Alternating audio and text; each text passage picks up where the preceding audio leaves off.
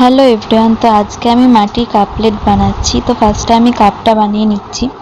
প্রথম দিকে একটুখানি এবড়ো খেবড়ো হয়ে থাকে, ওগুলো একটু জল দিয়ে বা অন্য গোলানো মাটি দিয়ে সমান করে নিয়ে নিয়েছি।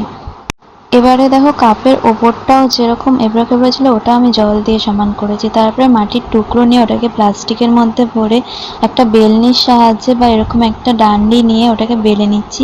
এটা দিয়ে আমি প্লেটটা তৈরি করব। এরপর আমি একটা রাউন্ড প্লেট এর ওপর বসিয়ে আমি এই গোলাকারটা তৈরি করেছি। তোমরা চাইলে পেপারের টুকরো দিয়েও করতে পারো বা অন্য কোনো প্লেট বসিয়ে বা অন্য রাউন্ড যে কোনো জিনিস বসিয়ে এরকম গোলাকৃতি বানিয়ে নিতে পারো। এরপর কিছুটা জল দিয়ে আমি হাতের সাহায্যে ওপরটা সমান করে নিচ্ছি। এরপর মাটির একটা দড়ি টাইপের বানিয়ে থালাটা চারপাশ দিয়ে আটকে দিতে হবে। মাটির সাহায্যে ওটাকে এরকম ভাবে জল এবং কিছুটা গোলানো মাটি দিয়ে মসৃণ করে নিতে হবে।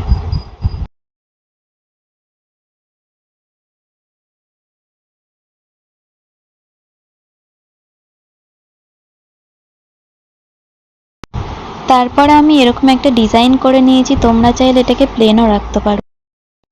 তারপর আলাদা কিছুটা মাটির টুকরো নিয়ে ওটাকে গোল করে এরকম কার্ডবোর্ড টাইপের বোর্ড দিয়ে চেপে আমি ফুলের যে কুঁড়িটা হয় ওই কুঁড়িটা আমি তৈরি করছি। প্লেটের ওপর কুঁড়িটা আটকানোর জন্য আমি প্লেটের ওপর এরকম কাটা কাটা ডিজাইন করে দিয়ে তার ওপর একটুখানি জল দিয়ে দিলাম, যাতে এই কুঁড়িটা না খুলে যায়। আর তারপর দেখো আমি আগে কটা পাপড়ি তৈরি করে রেখেছিলাম, সেই পাপড়ি দুটোই আমি আটকে দিলাম প্লেটে। তারপর আরও এক্সট্রা 3টে পাপড়ি আমি তৈরি করেছি। এই পাপড়িগুলো সেম ভাবে কাটা কাটা চিহ্ন করে জল বা অন্য গোলানো মাটি দিয়ে আমি আটকে দিয়েছি। তারপরে হালকা কিছুটা জল নিয়ে আমি ওপরটা মসৃণ করে নিলাম।